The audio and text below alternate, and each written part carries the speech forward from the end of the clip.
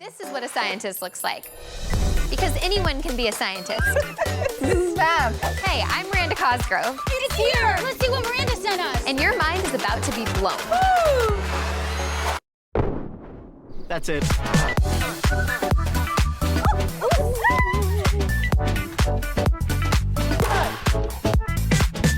That is so cool.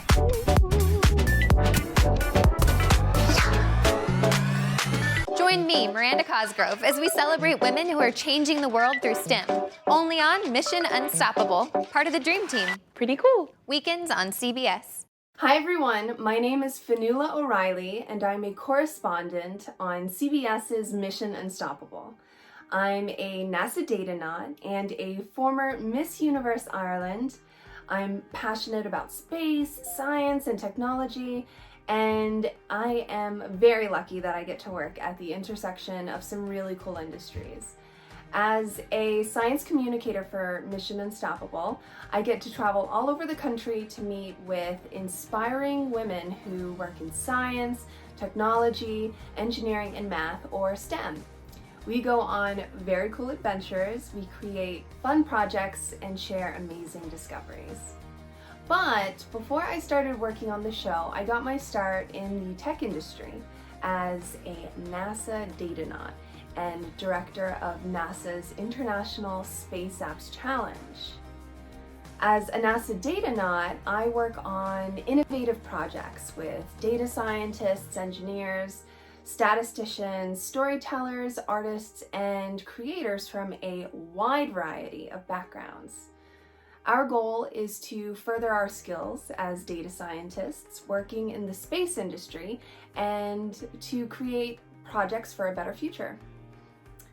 Now, as a director of space apps, NASA's annual Global Hackathon, I lead project teams that are addressing earth science and space innovation themed problems. Space Apps is not like your average hackathon. It is the largest space innovation challenge in the world with over 225 locations and 25,000 participants each year. Engineers, scientists, and STEM professionals come together, but so do students, teachers, artists, and creators in an effort to build a project that will address real-world problems. We value diversity because we know that the most innovative solutions that are best for everyone, they come from people that have different life experiences and diverse backgrounds. My location in Washington, D.C. puts an emphasis on advocating for women and diversity in STEM and space each year. As a Black woman working in STEM, I often have found myself as the only person who looks like me in places and spaces that I occupy. It's important for me to open the door for others who are underrepresented in this industry because I didn't grow up seeing many people who looked like me doing what I'm doing now. There's a saying that one of our producers for Mission Unstoppable, she says it often. Her name is Gina Davis, and she is a Hollywood legend. She often says, if you can see it, you can be it. For me, I really identify with that because it wasn't until I was at a summer STEM camp in high school that I ever met a woman who worked as an engineer. I never met a woman or a person of color that was a scientist or engineer until I was about 15 years old. I spent 3 years going to that summer camp, and all we studied was science, tech, coding, and math. So all of your STEM subjects. Being around my peers and professors inspired me to become an engineer. And without this experience, I wouldn't have known that I could have been an engineer in the first place. Fast forward to applying to college. After a lot of research, I decided I wanted to study systems engineering, which is a really cool kind of engineering that came about in the 1970s. I applied to my dream schools and some safety schools, and ultimately decided on the George Washington University in Washington, D.C.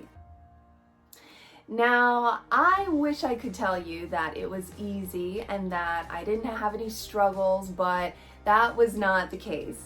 I came from a military family.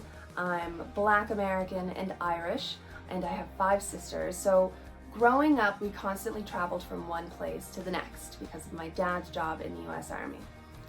After living such a nomadic life, I thought I was really great at meeting new people, making friends, and of course, getting adjusted to new places because I have done it so much.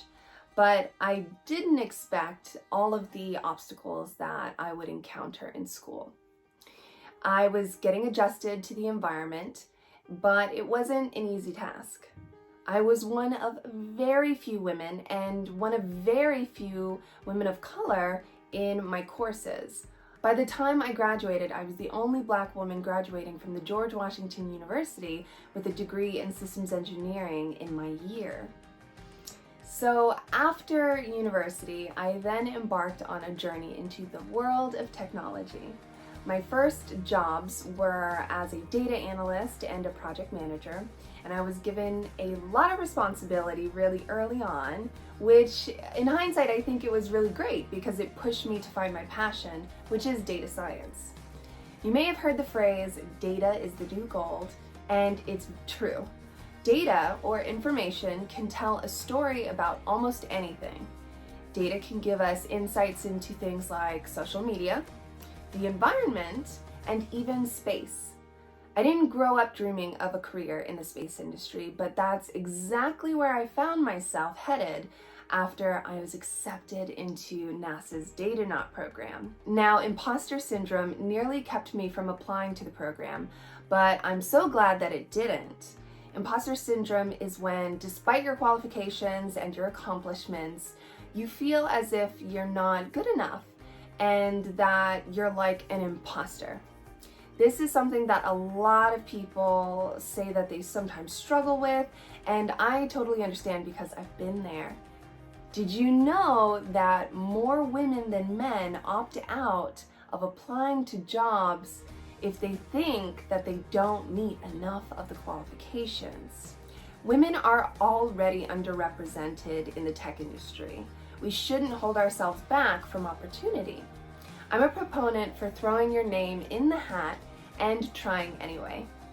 Without gaining the courage to apply to the Datanauts program, I never would have been accepted, and I would not have had the opportunity to do the really cool things that I've been able to do. My favorite project that I've worked on, I would have to say, it was the 2018 mission to Mars called NASA's InSight mission. The purpose of the mission is to study the deep interior of Mars to gain insights on how the planet was formed and its history since. I created an initiative called Empowerment Through Coding and partnered with Girls Who Code to go behind the scenes of the mission and cover the rocket launch and landing over a period of 6 months. I flew to NASA's Jet Propulsion Lab in California to get a close-up look at the lander that was being sent to Mars. I got to participate in global press events, hang out in mission control, and yes, it really does look like how it seems in the movies. I got to meet and interview the engineers who built the lander, which is similar to a rover except it's stationary, so once it lands, it doesn't move. I got to take a behind-the-scenes tour of the jet hangar and get right up close to the rocket before watching it launch. I was able to share the journey with tens of thousands of women and girls in the Girls Who Code community. One of the largest takeaways that I wanted to share was that careers in technology can be really amazing, and you can get to do awesome stuff, like see a rocket take off and head to Mars. Because all too often, these career paths are not shown to enough people. They're not shown to enough girls. As Miss Universe Ireland, I got to take my programs even further. I used my year to advocate for women and diversity in STEM on an even larger scale. One of my favorite memories as Miss Universe Ireland was when I got to bring the Miss Universe organization to NASA for the very first time in history. I was invited to NASA Goddard to meet with the deputy director, who's in charge of over 10,000 engineers and scientists. I was given a tour and ultimately was asked to cover the historic all-women's spacewalk that was happening that day for Miss Universe for an audience of over 3 million people. It was such a surreal dream come true to be able to bring my two worlds together and show the power of women. Now, I've been working in fashion and beauty since I was 19 years old, but I also work in technology and space. I hope that my story shows that there is no linear path that you have to follow.